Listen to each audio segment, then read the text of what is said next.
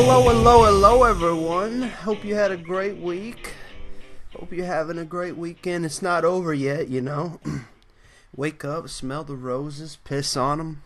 It's a good day. It's a good day. Get outside. I have my fan on, but that's because I live on the planet Obi-Wan and Anakin faced off on in episode 3. I think it was episode 3, yeah. I basically live in a volcano, so it's hot, it's humid, it's bad, it's real bad, So yeah, if the noise bothers anyone, you know, simultaneously appear into the stream and let me know. I seriously doubt you there, but if you are, I don't know, send me smoke signals or something. It'll be great. We got a actual inkling of a formation of a show today. It might stop being a mirage in the vacant horizon of a desert planet, and it might actually formulate into something tangible today. We'll see. You know what I don't like? I don't like dead people. I do not like dead people. They're not much for conversation. They just lie there. No good for nobody. So, according to Fox News, 7,000 bodies from mental institution believed to be buried on Mississippi campus. That's an attention grabber. At least 7,000 bodies could be buried on the University of Mississippi Medical Center campus, officials have estimated. Oh man, one too many fucking lobotomies gone wrong, I guess. The bodies are former patients of the state's first mental institution, the first one. And underground radar revealed that the coffins stretch 20 acres across campus where the school wants to develop. Jesus Christ. Oh, and here we go. This is where the big problem lies. Okay, school officials have ran into an issue in exhuming bodies. Cost. The newspaper reported that it could cost $3,000 to exhume and rebury each body, an effort that could cost up to $21 million. Now, I don't know about you. You know, some people are very traditionalist, and if you had an idea where I came from, you would think I'd be the same way, but you know, actually there's actually quite a few rednecks out there that just put me in the ground, put me in the river, burn me up. I don't care. I can't do no work no more. I just spread my ashes at the Hooters. You know, they don't care. We don't care. It's just burn us, man. Just burn these bodies. No one's there to grieve them. So I just don't understand why each of them should get a proper burial. That sounds harsh. That sounds cruel, but fuck me, they weren't being treated right at the center. I bet you they weren't. I'm sure the mental institution wasn't doing them any good. Jesus Christ, can you imagine being in the U.S.'s first mental institution? I mean, God forbid you get a cut on your hand. Well, son, looks like there's a lot of bad blood in there. Bad blood? What do you mean? Well, it means we're gonna have to saw your whole arm off, Timmy. Oh, well, as long as it'll solve the problem. Here I was thinking that a fucking piece of cloth could have fixed it. Yeah, no, this is a mess. It's amazing what's sitting there in the ground right below your feet. I always wanted to go to them French catacombs where the walls are made out of bones. I think that's insane. That'd be great. Speaking of insane, we have this wonderful ABC News article. It says, Streisand ponders what might have been with Clinton. So, you guys aren't going to be able to see any of the video here, but I promise you, you don't want to look at Barbra Streisand, and you especially don't want to look at what's coming later, because I am going to tackle the white whale. Actually, I guess technically it'd be the black whale. Certainly wouldn't want to be called no cave beast whale. I'm going to be tackling a very special breed of stupid later on in the show. We'll see how far we get and where this magic carpet ride takes us. So here we go. Let's check out this fine ace reporting. See what Barbara Streisand thinks a world with Clinton would be. Clinton breaking her silence on what she believes led to her stunning loss. It immediately made headlines today, saying if the election had been held on October 27th, a little more than a week before Election Day, that she would be the president of this country tonight. Secretary Clinton said she does take personal responsibility, saying it was her name on the ballot, but she also made it clear. Okay, if you're taking personal responsibility, then what's that shit? That's a fucking cop-out. You don't preface something with saying, well, if it was only at this time, if these factors weren't in place, I would be president. Now, I'm not saying I don't take responsibility. No. We get it. You think, what was it, Russian WikiLeaks? Yeah, Russian WikiLeaks stopped you. And the hacker known as 4chan. Oh, Jesus, yeah. Yeah, she's taking responsibility. That late move by the FBI director 11 days before the election, she says, changed the race. Here's ABC senior White House correspondent Cecilia Vega. Hillary Clinton today speaking out on what she believes. Now, I'm going to put all the links up when you go and watch this. Just actually, anytime you see Hillary Clinton walk into a room, it's like someone with like severe mental disorder just entering a bright room. Like it feels like she's got Alzheimer's or some kind of brain related, some neurological problem, because she walks into this fucking building, people are applauding, and she's looking around like she's staring at the floor, and she's moving her head, going like Jesus Christ.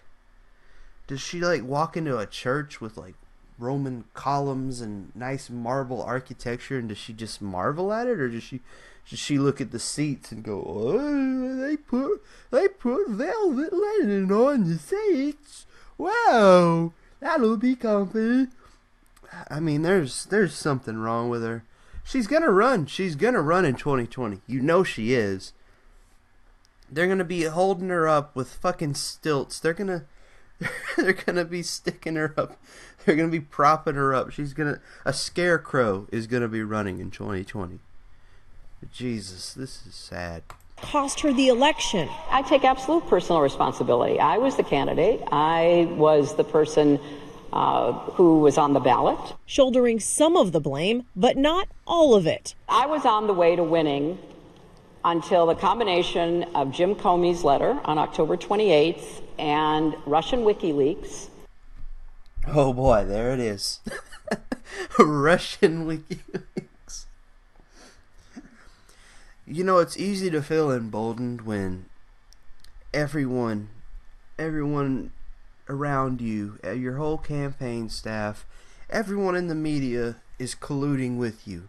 It's real easy. And it was someone with her faculties, I don't know. You know, I could be blowing smoke up everyone's asses, but someone with her problems, she's known to be a heavy drinker. She's got some kind of shit going on neurologically, I'm convinced. She's not in good health, and everyone's cheering her on. It's kind of like encouraging an Alzheimer's patient. Yeah, I'm Timmy, you remember me. It's like, yeah, Hillary, you're gonna break the barriers. Yeah. So I think she was living in her own fucking world, her own grand delusion of a fucking world where she wins.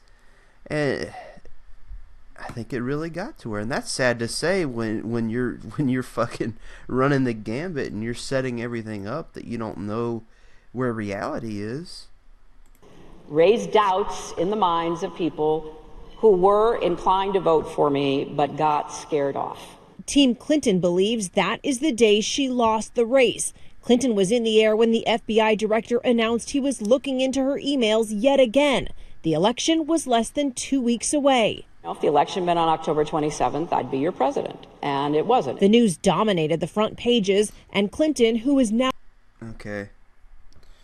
You know, this is such a fucking weird stance to take, because she could have came right out and said what she's saying now. She could have said it in her concession speech. Where was Clinton when the concession speech was supposed to be doled out? Where was she when she lost? She was in her fucking room getting sauced. You know, she's running away from the fucking reality of the situation.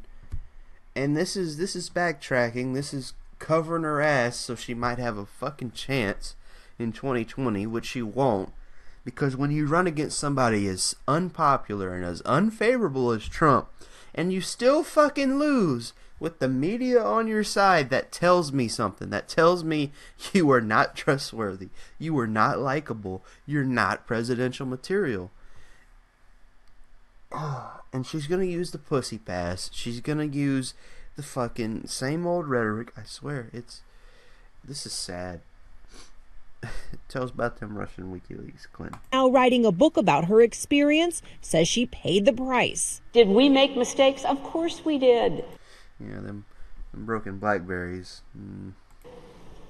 Did I make mistakes? Oh my gosh, yes. You know, you'll read my confession and my request for absolution. Oh, poor me. Yeah, but Clinton, at this point, what difference does it make? To turn a phrase, what difference does it make? You lost. You don't go and watch NASCAR, and if Jeff Gordon takes the fucking cup, you know, the guy behind him doesn't like get out of the fucking car and say, "That's a damn cheat." Okay? They look at her cars, they inspect everything. Everything's got to be regulation. We're all professional drivers, but that wasn't fair. I would have won. If I didn't have to take a pit stop, I'd have won. You know, that's stupid. God damn. Like, if Usain Bolt lost a fucking race, I think he'd understand to fucking just try again next time. Fuck me. But the reason why I believe we lost were the intervening events in the last 10 days. Clinton attended the inauguration of her former rival, but now she is pulling no punches. I did win more than 3 million votes than my opponent. So it's like, really? Yeah, the popular vote. Yeah, and you know, that's totally true. But, that electoral college, that's a damn shame. You know, I'd actually wouldn't be in favor of the electoral college if it wasn't for, like, representation in government. And the reason is, you look at the most heavily populated parts of the map in the U.S., they're very, very, very much left-leaning. Texas is turning left every year. It's more and more every year. And, you know, I'm not really against that. People can think what they want to think, and that's fine. And I'm not really a right winger. If you watch my content, you'll probably gather that. But if you bring it down to just a popular vote, then you very likely you're giving up way too much power to do that. Way too much power can go into the hands of politicians. And I don't know if you guys noticed this, but the Democrats have pretty much hedged their bets with corruption, among other stupid shit. I feel a tweet coming. Well, fine. You know, better that than interfering in foreign affairs. If he wants to tweet about me, I'm happy. Foreign affairs. Oh, shit. Yeah. What's the brown people kill count you got there, Hillary? Foreign affairs. Fuck off. To be the diversion. He should worry less about the election and my winning the popular vote than doing some other things that would be important for the country. Going after President Trump for comments like this. It's an unbelievably complex subject. Nobody knew that health care could be so complicated. You know, health care is complicated. And as for her own future, after all those... Was that it? What was so funny about that? That was... What? Jesus. Oh, wow! Wow! Everybody, look at this octogenarian. She's knocking it out of the park. Oh, god damn. She couldn't break down a barrier if it was made of fucking pine straw. Walks in the woods, Clinton is now focused on writing. You can read all about this excruciating. Okay, now I'm just picturing, like, man, bear, pig Clinton wandering through the woods. Jesus Christ. She does look like a crazy old hermit. Look at her. My God. Fucking. Just watch an interview with Clinton. A recent one. She's twitching. She's on edge. She's propping herself up at times. It's creepy, like, how unhealthy she looks. Analysis that I'm engaged in right now when I'm not in the woods walking with my dog. Is it therapy? I wouldn't say it's therapy. I would say that it is cathartic. She says she has no plans to stay in the shadows. I'm now back to being an activist citizen and an activist citizen. Yeah.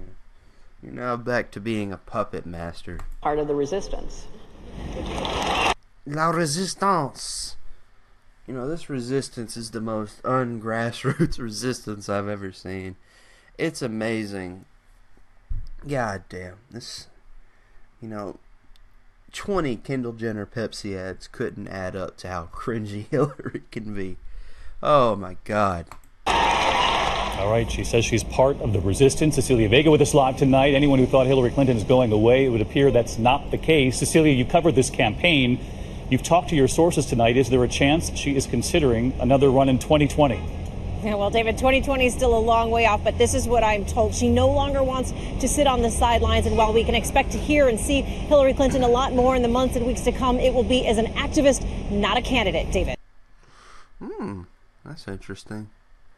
I'm still willing to bet that she'll give it a fucking shot. If she's still walking this earth, I'm willing to bet. God, if she dies before Bill, it's going to be hilarious. Oh boy, I can run around free now. Come here, little girl. Oh Lord, it's gonna be fun. Okay, so yeah, that video was totally unrelated. That was just ABC getting their ad revenue from me, I guess. I don't know. Okay. Barbara Streisand usually talks to her audience, but Saturday night she had a special message for two guests, Bill and Hillary Clinton. Oh man, a Hollywood elite meeting with other elites. That's big news. Streisand gave former president and former Democratic presidential candidate much more than a shout-out at her concert at the Barclays Center in Brooklyn, New York, her hometown. She noted that she performed at President Clinton's inauguration. Oh, that went over great. And then went on to list his accomplishments, including lowering taxes for some and raising taxes on the rich. Some people might have been kept quiet, but it's okay. And speaking of taxes, he showed us his tax returns. A dig at Donald Trump. Didn't he? Yeah, he released his tax returns. Yeah, Rachel Maddow's jaw hit the fucking floor. She didn't have any rhetoric to spit out. Well, I'm sure she did later, but she was in awe because it was his tax returns were bigger than Bernie's and Obama's, which is no surprise. If you're making that kind of money, that's not a surprise. Yeah, she introduced Hillary Clinton as the winner of our country's popular vote. Okay, where's the juicy shit? She later talked about hearing a recent interview by Hillary Clinton and said, "It makes us yearn for what could have been, what should have been. I was thrilled to hear yourself describe yourself as an activist citizen and part of the resistance." Yeah. a lot of these entertainers, they wax poetic, but you know, like they all seem to be very partisan. Doesn't that kind of set off a few warning bells in your head? I mean, it's cool to be humanitarian and all, but you follow the money, you follow the rhetoric. It's very easy to see where they're coming from. They're the most disingenuous people on the planet.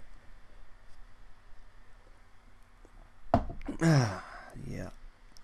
Streisand's been a long-time Democratic fundraiser and supporter and friend of the Clintons. Oh, what a shock. Yeah.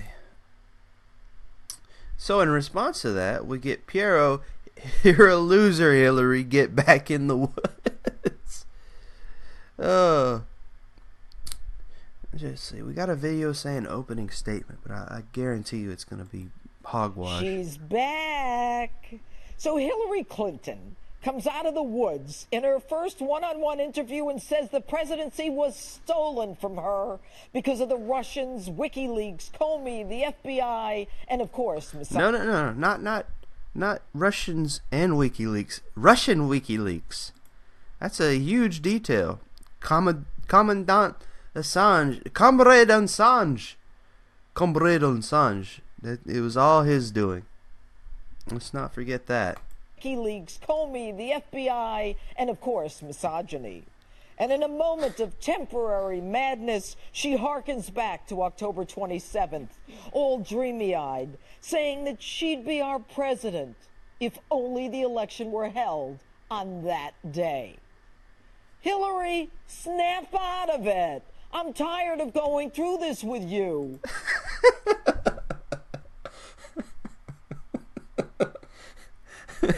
Oh, God. This old Jewish lady's roasting her. Snap out of it. What's the matter with you? I told you to take your medication, Hillary. You're crazy. You're a two-time loser who lost because you were a lousy candidate. You didn't have a message. You lied every time you opened your mouth. You didn't know what states to campaign in. You put our national security at risk with your amateur email setup. You ran a foundation that was nothing more than an organized criminal enterprise parading as a charity. 4 men died under your watch as you lied about a video. And there was $1 billion missing from the State Department when you left. And I could go on, but I just don't have the time. Oh, shit, yeah. So everyone's been telling her this for years now. Christ almighty, she'll never get it. She will never get it. Yeah, let's move on to greener pastures, brighter days. So you guys, I don't know if you've seen the controversial Heineken ad, the Worlds Apart thing, where they get like two people with very, very different political views, you know, like an MRA and a feminist or whatever. And I get them to do like this fucking teamwork building program where they build a bar and they have a beer and they talk their shit out. They show like previous interview bullshit to it, like, you know, it's a sappy commercial where eventually we can get along. You know, all we gotta do is talk it out, you know. And I stand by what I said before about the Pepsi ad. This is just as much corporatism. This is just as much capitalizing off of social change, and that's all it is. They're trying to capitalize on it, but I can say this: it's a little better in its message. It's not Kendall Jenner going, "Here, copper, take this. What's that taste like? Does it taste like the world being saved? I think so." It's not that ridiculous. You know, the message isn't too bad. You know, talking, debating, trying to reach an understanding is much better than fucking fighting and arguing. You know, arguing's probably the wrong word. It's argument's good, but if you close your ears off to the world, then no one's gonna like it when you speak. That's just a fucking simple fact. But what's so interesting about this HuffPost article is that I screenshotted it And I sent it to someone on Twitter. I think I sent it to fucking Sargon of Akkad. But yeah, you know, he's got better shit to do. I've got better shit to do, but that's just what I tell myself, you know, so I don't cry into this microphone. But you know, I come back to it, and they've changed the fucking title. It's wonderful. So the title used to read, The Heineken ad is worse than the Pepsi ad. You're just too stupid to know it. You know, not talking down to anybody, not detracting your audience at all. I know better. You don't. Sit down. Shut up. Listen to me. You know,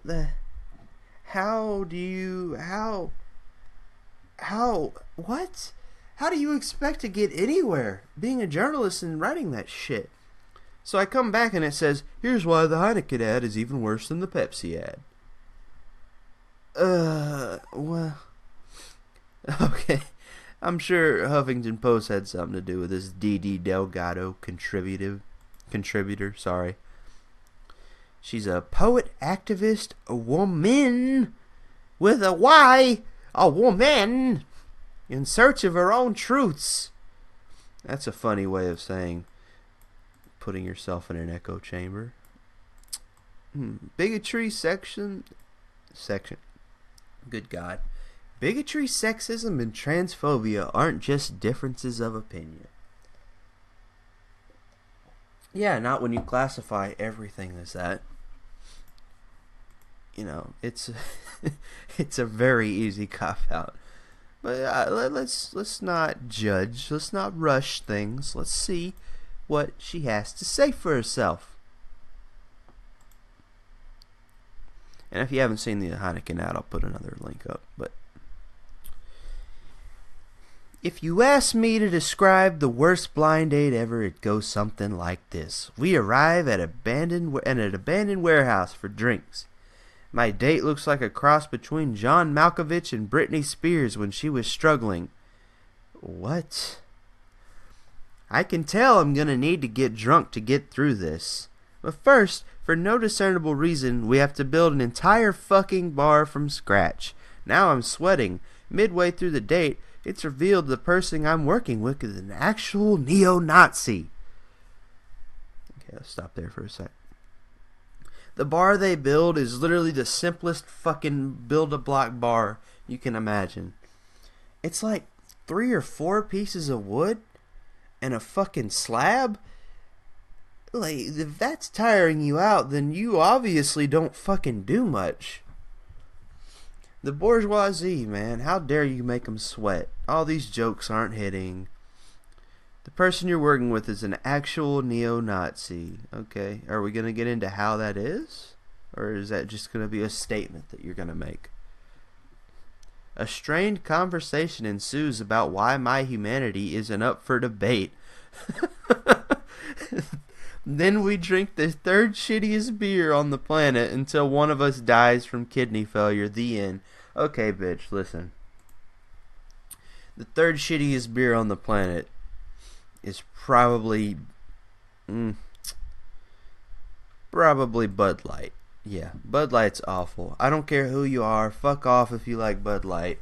Listen, it's awful. I've literally never caught a buzz from Bud Light. I've tried a whole case, didn't even catch a buzz. Every time I drink it, I get a headache. It's awful. It's like morning sickness, the beer. I don't understand it. But yeah, no. The king of that, the shittiest beer? You ever want to drink the shittiest beer? Get some of that off-brand shit. Get you some Bud Ice or some King Weiser or some shit. Okay. If that sounds familiar, then you've probably seen the new Heineken commercial being dubbed the antidote to the Pepsi Kendall Jenner ad. Okay, it wasn't the antidote. In fact, it was just basically a different version of it. Just less over the top and ridiculous. Well, funny thing about antidotes is, over time, they can be just as deadly as the poison. And that's why this ad is high-key worse than Pepsi's latest tragedy and or... Okay, you're a journalist. Is it too much to ask that you learn how to fucking script a fucking article? High key? What is it? What is this a fucking... Is this a fucking Tumblr post? What... Jesus Christ. I guess Huffington Post just don't even look at himself as a fucking news outfit. I think Huffington Post just thinks of itself as a long, giant stretch of toilet paper. So anybody can come by with an account and just squat over it. You know, doesn't hurt being a minority or some weird fucking gender you made up, some oppressed minority. But yeah, anyone that spouts the rhetoric can join. But yeah, Huffington Post is perfectly fine with you skipping to the front of the line, squatting down, and taking a giant fucking shit on their fucking website. This is fucking sad. Oh, Jesus. I understand the urge to like the Heineken ad. It shows people with opposing viewpoints finding common ground while engaging civilly and bonding over capitalism. Well, you're not wrong. Yeah, I can understand why you might like it. Two people sharing a beer that, they were able to afford because the economy isn't horrible. I can understand that. Two people who think differently, trying to understand each other and fill each other out and be nice. Yeah. Tell us how it's a bad thing, though. It's a liberal turkey lightly basted with conservative values. The Pepsi ad was more like a frozen butterball to the face. So what's not to like? Well, everything. Okay, so that's our opener. Let me ask you this. What's so wrong with a light basting of conservatism? And what I mean by that is not necessarily what's wrong with throwing some conservatism into government or legislation, You gotta have some nuance there. Like, okay, what are we talking about? But let's be real. When we talk about representation, something people like Didi Delgado, contributor at Huffington Post, probably really is on board with, that representation. Where are we at politically? First of all, why do we need a whole lot of fucking political representation in the media at all? Or in entertainment media anyways. But let's be fucking real. You don't stand a chance unless you're Woody Allen to be any kind of conservative. Not Woody Allen, Tim Allen, sorry. Woody Allen doesn't stand a chance being anywhere away from people that are related to him and look slightly attractive. Anywho, let's get back to this wonderful, wonderful, wonderful bit of text. For starters, we have to stop putting regressive ideology on equal footing with progressive ideology. Irony, thy name is Didi Delgado. If for no other reason, because it's mathematically disingenuous. Oh boy, here we go. For example, in the Heineken ad, one of the blind date subjects doesn't believe in climate change, while the person he's paired with does. Can I pause here for a second and be honest? I don't give a shit about climate change. I'm too busy trying to find affordable housing and childcare. But that doesn't mean I go around trying to pretend it's not happening. I don't have to be among 97% of scientists who agree climate change is real and man-made. Okay. First of all, that statistic, they don't believe man-made. You just added that on. Secondly, I don't think that's a real accurate framing of what most people believe. Climate change is real. It's the fucking weather changes. Okay? Sorry, things change over time. The world has been shaped and molded over the years. We could get in a big argument, depending on who you are about things, but yeah, I don't give a shit about climate change either. If global warming predictions that scientists have made are any close to true, then we're past the point of no return. Fuck it. I totally agree with that, but you're framing it in the wrong way. And that's something that we're going to see more of. I guarantee it. For example, the neo-Nazi thing. And Heineken's not above ridicule, too, because the person they come to fight the global warming activist, with an opposing viewpoint, is a climate change denier. Okay, that just... There's no fucking nuance at all there. There's no leeway.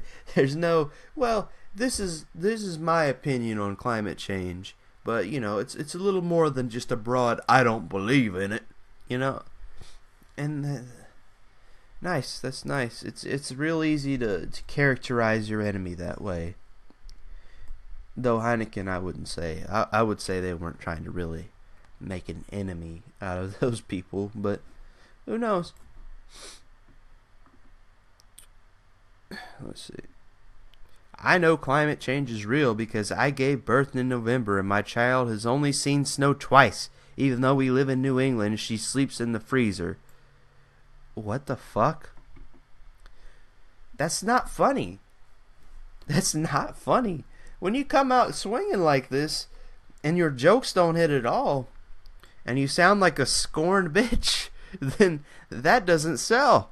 I'm sorry, but that just sounds like somebody that would fucking strangle their kid with a coat hanger. That sounds insane. She sleeps in the... Okay, look, lady, I don't see snow. I haven't seen snow since I was fucking 7. But I live on the fucking equator. Okay, yeah, New England. I'm sure it's very cold, but what's your fucking point here? I know climate change is real because I ain't seen no snow. You seen no snow? I ain't seen no snow. Shit, I gotta go to the freezer to see ice. I gotta move my child over. Sometimes I'm trying to get my conservative turkey, but he be in the way. Ain't my fault I ain't gonna buy him no bed. I'm too busy writing HuffPo articles. Jesus, okay. I don't know why I went with a stereotype black Detroit ghetto voice, but I did. Anyways. Climate change is already having real and lasting effects on the most marginalized communities and impoverished nations. So why would we give the alt view any airtime? Oh, that is a big chunk there. Okay. Tell me how a global effect, such as global warming, affects the most marginalized communities more than anyone else. Let me read this again. Make sure I'm not taking you out of context. Climate change is already having real and lasting effects on the most... Okay. I guess you're not saying that it's more, but I think that's a pretty nice example of virtue signaling. I don't understand why it's not a fucking public issue. It's not an egalitarian issue. God damn it. I don't understand how these trans people can walk the streets knowing that the climate change be real. How do they do it? They're so marginalized, I'm surprised the sun doesn't melt them into 3 genders. Where is this coming from? And then the big chunk at the end to me is the big tell here. So why would we give the alt view any airtime? Okay, the alt view. I think we all know what you're hinting at. But any alternative view to yours shouldn't be fucking put in a fucking file cabinet under, regressive. That's ridiculous. You're very much closed off in your own fucking echo chamber if you think that. Why should we give their view any airtime? Fuck them. Maybe we could have 2 turkeys, huh? Huh, Didi Delgado? Maybe we could take your child out the freezer and put in 2 turkeys. A somewhat conservative, a somewhat libertarian, right-leaning turkey. And it would be ideal to me if it was more, it was less neo-evangelicon, but that's a discussion for another day. And, a left-leaning, progressive-ish, social change wanting, I guess, whatever you want on that turkey. Hell, you dress that turkey and put it on the left. Why can't we have that? I don't understand why we should be kicking other people away. And you know what? Popular demand can decide it, okay? That's happening right now. Why do you think the MSM is hemorrhaging itself right now? It's a dying medium, and people will be thriving. You look at people like Computing Forever, who labels himself a conservative, and I think he's pretty reasonable. He's got a good chunk of subscribers. He's not losing an audience. Okay, taking away his airtime is really just slighting people, of an alternative view. Okay. Yeah, so why should we give the alt view any airtime, especially when that view is completely false? Okay, I know this is an opinion piece, but not what. Okay, we got sources, but I can't wait to see what they are. Anyways, yeah, no, but anytime she makes like a statement like this should be grounded in fact. Like there's no sources where, especially when that view is completely false. What view are we talking about? Are we talking about the climate change denial? Okay, sure, that's objectively false. But the alt view? Okay. Jesus Christ, this is steeped in a fucking cult personality, a cult fucking mindset. Okay. Where are we at? Alright. If we're gonna do that, the commercial should have included a member of the Flat Earth Society paired with somebody who, I don't know, graduated from 4th grade. Okay, that comparison's retarded. What? What? Okay, a flat earther versus someone from 4th grade. I guess because they're knowledgeable enough to discount flat earthers. Sure, but yeah, you'll find flat earthers on YouTube, and they make good view counts sometimes. They're entertaining enough. Here's the thing. People will decide for themselves. You can't be the arbiter of what viewpoint is right or wrong and who should be able to see what. That's a scary idea. That's propagandizing entertainment. I'm also annoyed that Heineken decided racism was off limits but transphobia was fair game. What? They apparently knew it'd be too taboo to have one of their subjects admit, I don't like Mexicans that much, but was fine to have a cis man stare at a camera and reveal he's grossed out by trans folks. Okay, why do you think they thought racism was off limits? Why do you think that? I don't know, maybe it's because people like fucking Bernie Sanders, of all people, can't even fucking give a speech without somebody coming out and calling racist. Screaming racist. Cry racism and let forth the beasts of war. It's ridiculous. Yeah, everyone's scared. They could lose their fucking jobs. These people from Heineken could lose their fucking jobs and their livelihoods if they even tried that. That's the thing about controversy. But any kind of alt view is unacceptable, and yeah. But yeah, they apparently knew it'd be too taboo for one of them subjects to admit, I don't like Mexicans that much, but I was fine for a cis man staring grossed out by trans folks. Okay. Well, it's just a fucking opinion. And it's very easy to tear down, too. Like, okay, well then just don't associate with them, man. Literally nothing's stopping you from doing that. Now, if you want to make an argument like about the fucking long-term effects of transitioning, that's something to talk about. And a lot of people see transgenderism. Wow, transgenderism, that doesn't even sound real.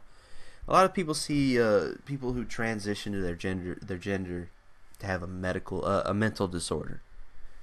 and that is kind of grounded in science. And I'm not really against that. I don't understand the big contention with somebody changing their gender, but here's the thing: you cannot deny that you're taking hormone treatments. So you can't just say, well, I've always been a woman.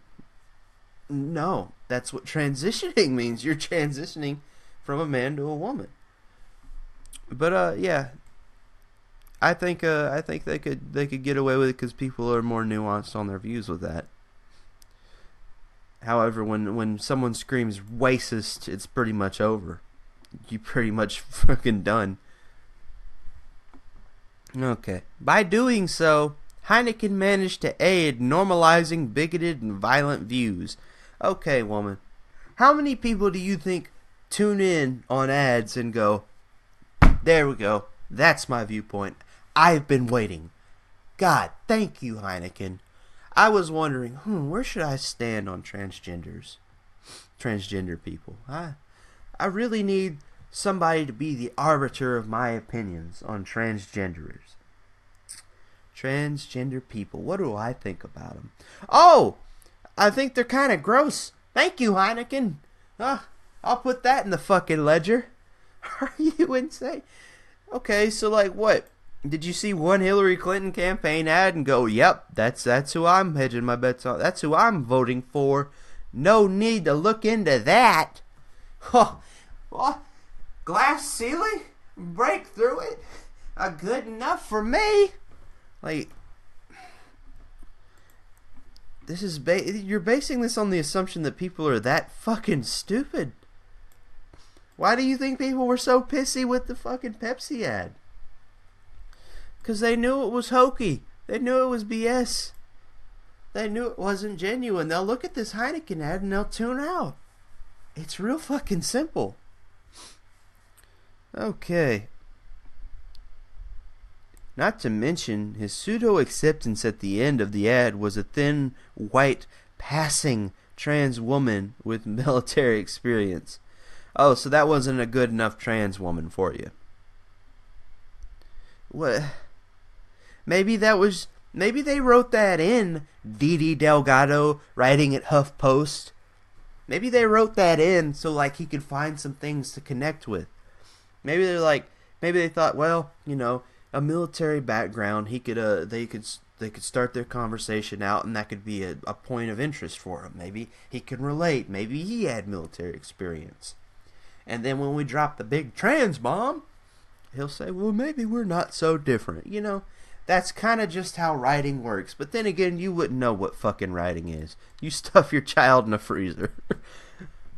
Oh, God.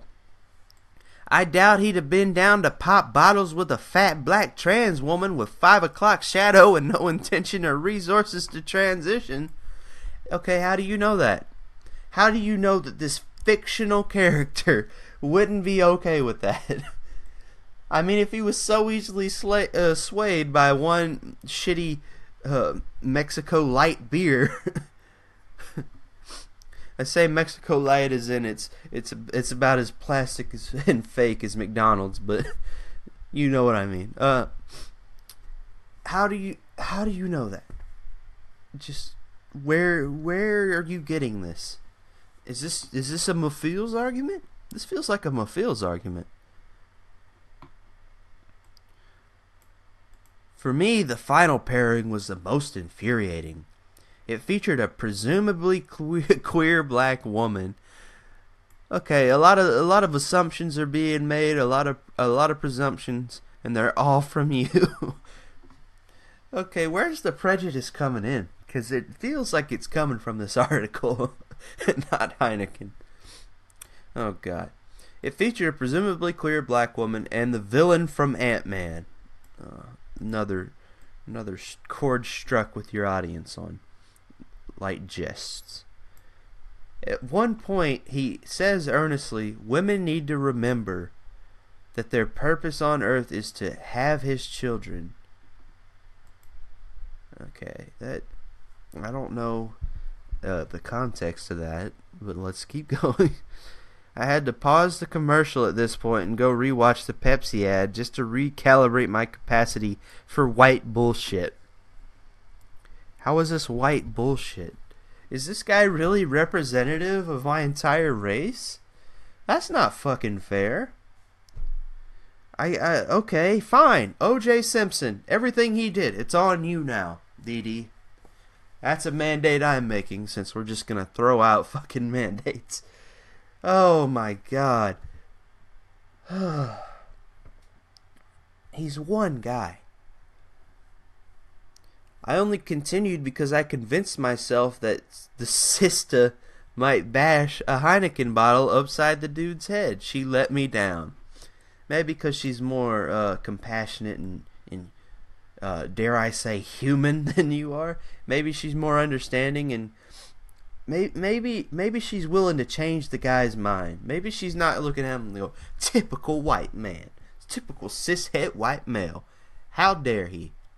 Maybe she wanted to walk away from the conversation thinking, well, maybe I changed his mind. Maybe he's going to go out and make change in the world. God. Yeah, this military mentality, this us versus them idea that you got in your head. It's really fucking selling. That's why you're really winning. That's why Hillary Clinton's president, right?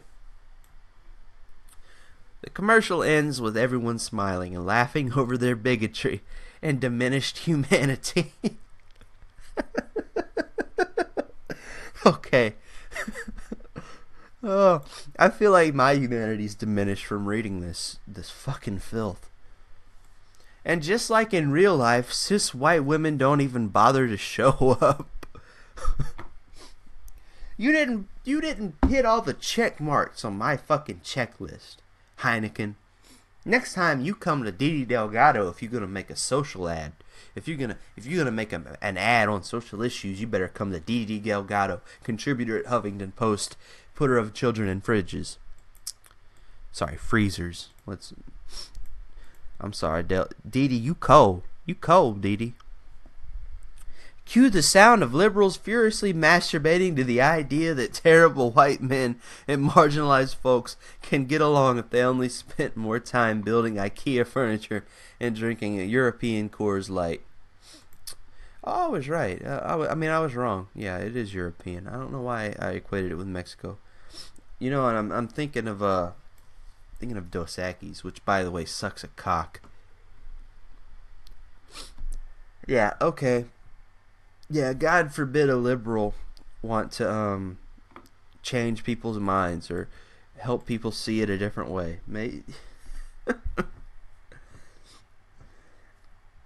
This is a lot like Christianity, and hear me out here, Christians that might watch this 20 years in the future. It's a lot like the dogmatic idea that there's original sin. Like, if you are this way, you cannot change. There's nothing you can do to wipe that. Okay, people do change over time. Little fun fact, I used to be like a weird Glenn Beck brand libertarian. I used to when I knew nothing at all, not just about politics, but nothing at all. You know, I was 12 years old and I'd come home from school and we didn't have cable, you know. I didn't have enough white privilege points to cash in on, I guess. We didn't have cable. We had, you know, public broadcasting. We had, you know, I had to go outside and turn an antenna to get local channels, you know. The 7's not coming in. Neither's 29. Go turn it west, you know. But yeah, I'd come home and, you know, I had the choice between like Arthur. God, fuck Arthur. I could do a whole episode on Arthur. But I could choose between that and the news and very little else. And eventually we did get cable, and Glenn Beck just caught my eye one day. I came home and I watched him, and he was making some cool, interesting points on libertarianism, and I was like, oh, that's kind of cool. And then And then like a couple weeks later, he started talking about pie a lot, and he was eating pie, and then he started going off like a sermon, like it was like watching a sermon. And then he got his chalkboard out, and I was like, okay, this guy's insane. You know, like, people change. You gotta understand that. People develop and they change into different people over time. And if you can't accept that, then you're a product of the past, practically. You're so steeped in your own partisanship and your own ideas. You're such an ideologue that you're unwilling to accept any kind of change that you don't like, and you're unwilling to give anybody a chance to change. I mean, you're even fucking worse than most ideologues. You don't even want to help people change. Like, God damn. Back fucking ass words, man. This commercial is the worst type of propaganda. It tricks you into thinking social programs can be resolved if people only tolerate their oppression just a little while longer. Okay, I don't even see in your article where that's true. Like, what? No. What?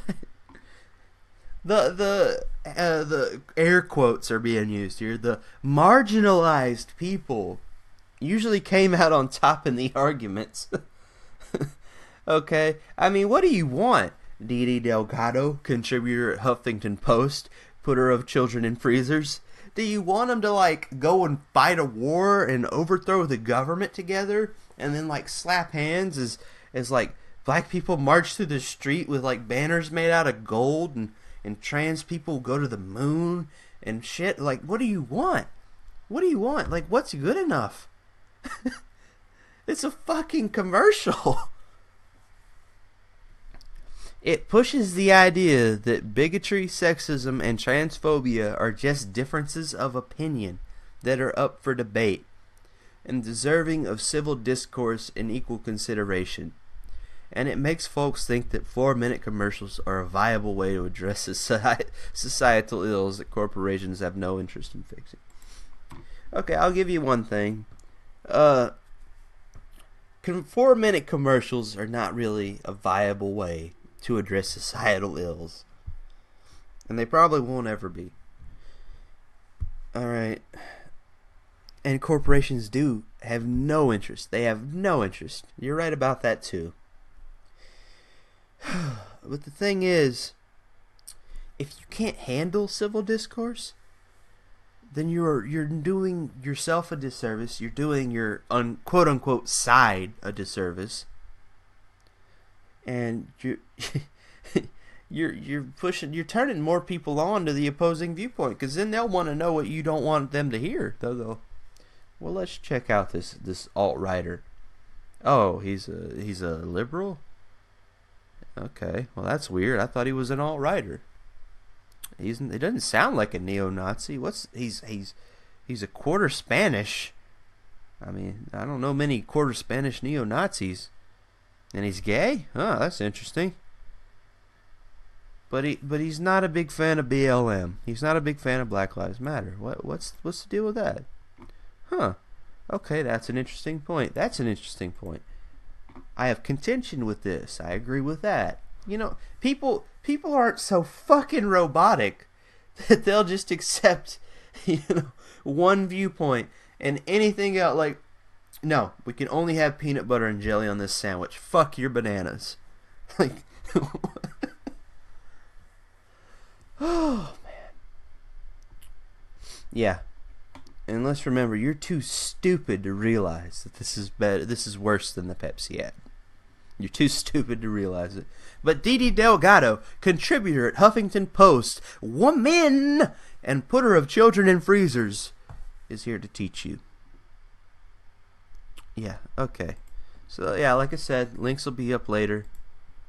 This is, wow, we're at an hour. I am impressed. Look at that. Alright, so, we're gonna leave off with one more little treat. I'm gonna watch. You guys aren't, thank God. I'm gonna suffer through. Everyone calls him Black Hitler. I don't know if that's a good enough name. Someone's gotta have a better one. I don't know. Gazzy Kodzo. So I don't know. Let's hear it. Let's look at this gassy Crackhoe video. It's called "White People Stop Adopting Black Children!" Exclamation point, all caps. White people, stop adopting them black children. Hey, you, whitey, leave them black kids alone. I can't wait. Oh my God. He can't even make a face that doesn't just reek of someone who like sniffed their turd and ejaculated. Okay. Sorry. This is the thumbnail I'm looking at. Okay. Let's see. Aquabia, y'all. Gazzy here. So I've been seeing articles and news about white people and white celebrities adopting black children, so I wanted to make this video. White people, come here. Stop adopting black children. I can't wait to hear the explanation behind this. I'm sure it's perfectly reasonable and grounded in reality. You want to know why? Look at this example. Charlize Theron. Okay? Charlize Theron is a horrible colonizing South African mother to African children. Okay? This child clearly wants to be white. Okay, so this child wants to be white because she's wearing a cap. And it looks like an Elsa cap. You know, like Elsa from fucking Frozen. Do you want to rot your brain out? And the cap in the back has a ponytail, much like hers. But she clearly wants to be white. She doesn't like the movie Frozen, okay? She should have stuck there in the orphanage. She should have stayed there, waited for some black people to adopt her, or for her parents to come back. Maybe Daddy would have came back. You know, he was just out to get cigarettes. It's been 4 years, but he might come back. You never know. No. What? Gazzy, you don't know these fucking kids. Yeah, you know what? The one thing I could probably say about white celebrities adopting black children is it's probably a publicity thing, or it might even be guilt. I don't know. It might be guilt for being a rich fucking hack. But so what? So what? They're taking black children and they're giving them homes. Millionaires are giving black children homes. I would be dancing if I was you, Gazzy. If I was so pro-African, pro-black, this would be a fucking win. Are you kidding me? They even have chances to be movie stars and entertainers. They could grow up to be whatever they want, and they could be bad at it and probably still succeed. So yeah, this girl wearing flip-flops and a summer dress and an Elsa hat with a ponytail on it. She is just begging for her melanin to change. She is just waiting. She's saying, "Lord, come down upon me and my 6-year-old ass and just turn me white. Bleach me." God damn it, Charlize Theron has indoctrinated me with the whiteness. Fuck me. Right. Okay, and this is an obvious example of cultural neglect and not surrounding the child with their own images and role models of their own people. This kidnapping, adoption, is an extension of colonialism. Alright. Colonialists, the old colonizers of the West, I'm pretty sure the rich elites among them wouldn't be adopting African children or whoever. They wouldn't be adopting minority children. Okay, they'd be having their parents do their fucking cleaning. They'd have them as servants. They'd be polishing their furniture. There's a huge fucking difference, Gassy Crackhoe.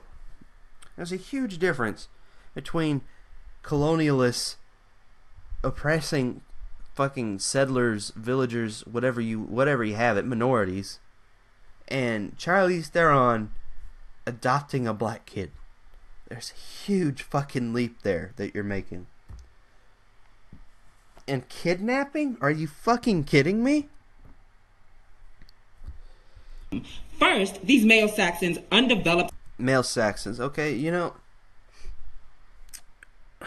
Mama once told me you can attract more flies with honey than vinegar. Don't get me wrong, I'm an asshole. I'm a fucking asshole, but if I was talking about people adopting people, I don't think I would call them cave beasts, Anglo-Saxons, and kidnappers. I think you're putting the hammer down, Gazzy. Gassy. I think you're really smashing an invisible foe. Africa stole all our resources and oppressed African people in America and in Africa to a point where we can't take care of our children. Okay, well, there's a lot of problems in Africa, and there's a lot of things that a lot of people have done to Africa. Okay, the Dutch made a nice fortune in slave trade in Africa, and so did African people, Gassy. So did African people. They made a fortune. Okay, African leaders, African tribe leaders, have done a great job of taking from resources in their own people, and that's not limited to Africa. Okay, you'll find that everywhere. That's just how life was. If you're really concerned with the well-being of Africa, I think you're better off talking about that, speaking to that, than fucking Anglo-Saxons or South Africans adopting black kids. I don't see the correlation here. Then here they come to scoop up our children and those kidnapped black children. Those are not your children. They might share a similar skin tone, but those are not your children, Gazzy. Somebody else gave birth to that baby and either neglected the baby, or they couldn't afford the baby, or they wanted to give that baby a better life. These are not your fucking kids. You do not collectively own every black child, okay? That's just a fucking fact. Adopted black children. And by the way, where are your black children? Where are you going to orphanages and are you adopting black kids? Where is that? And why aren't you fighting this? Why aren't you going out there and quote unquote kidnapping white children? Why aren't you doing that? Why don't you indoctrinate them? It's perfectly legal. You could do it if you wanted. Are then forced into a capitalist exchange where this child has to now be the dream child of this Saltine American. Saltine American. That's pretty good.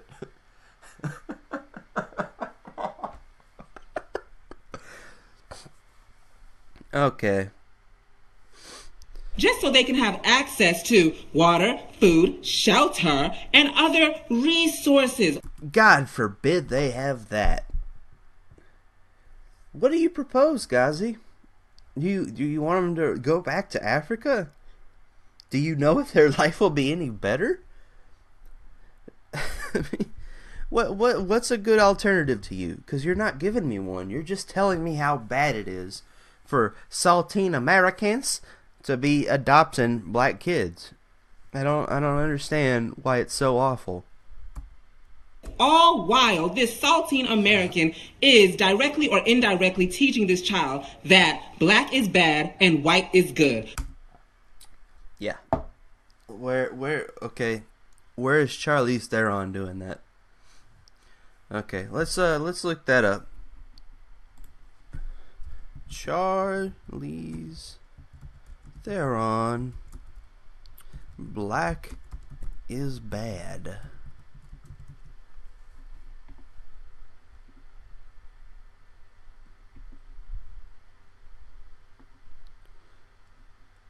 Oh boy, I think I found me an article for next time.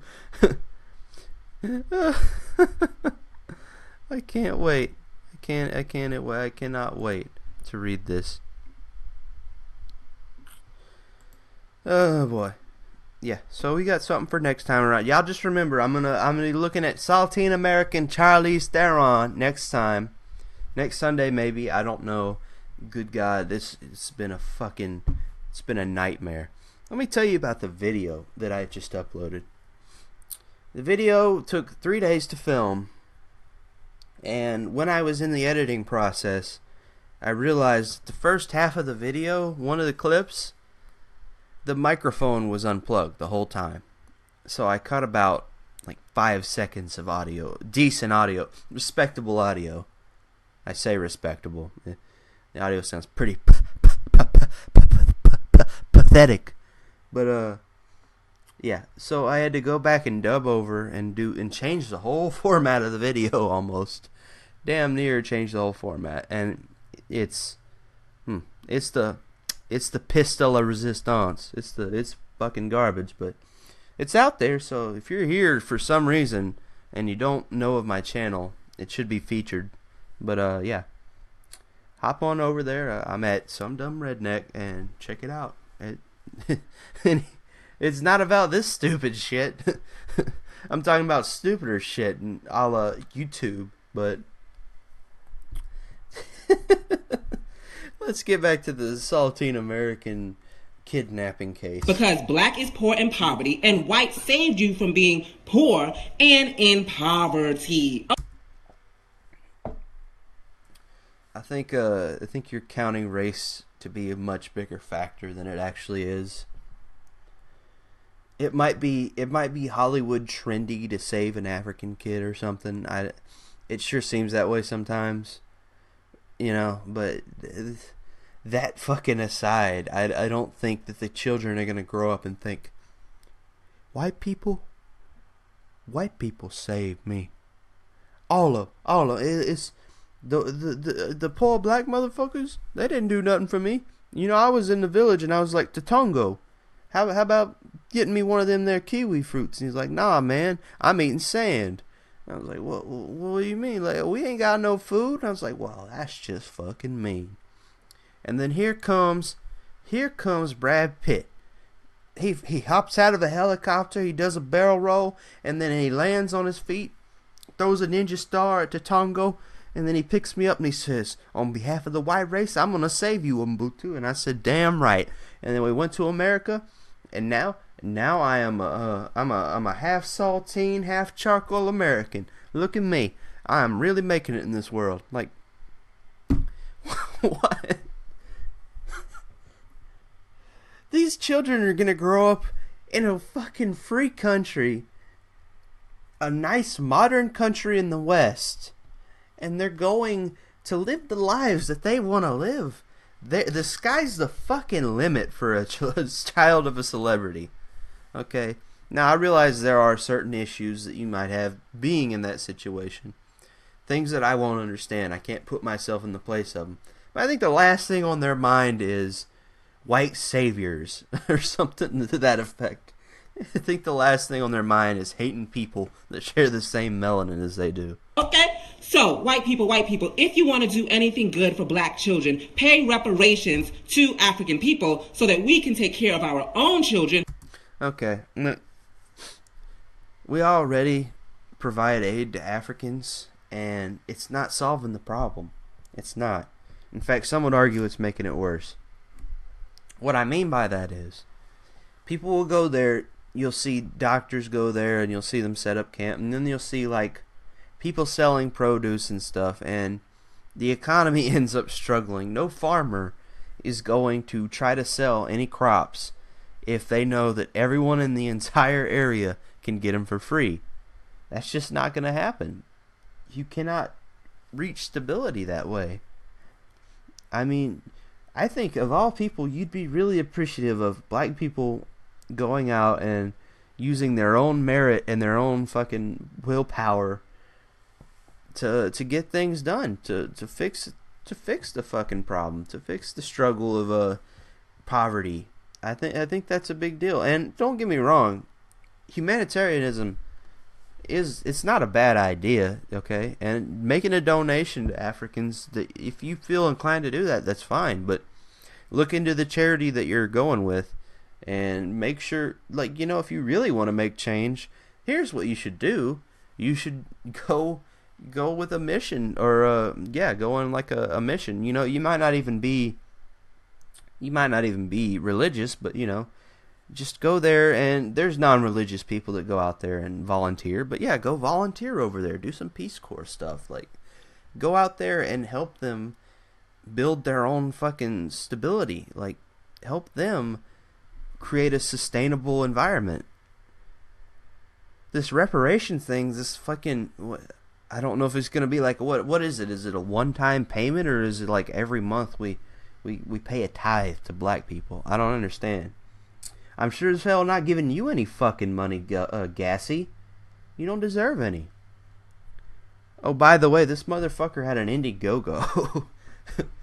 Yeah, real activist here. But yeah, no, $1,000. Anyways, yeah, no, this is a rich motherfucker, by the way. This is not no poor motherfucker. The way that our children need to be taken care of. All right, y'all, that's what I have to say about this. Uhuru, check that melanin. Check that melanin. Check it, y'all. Fucking Christ. Oh man, she wants black people to not help. I mean, she wants white people to not help black people, but she wants them to give them money. Seems legit. All right, you guys, I have got so much shit on the table. It's smelly, it's awful, it's horrible. But yeah, I got some things to edit out. I got some details to iron out, and I got some work to fucking do. I call it work. This is just a really long suicide note. This is what this is. Yeah. But yeah, I hope you guys enjoy. Whoever, you know what? This is like a little time capsule. You come in the future, you watch it, you go, wow, this was streamed and no one watched it. That's awesome. And then you listen and you go, wow, this guy's fucking insane. Okay. You guys have a wonderful day. Keep on keeping on.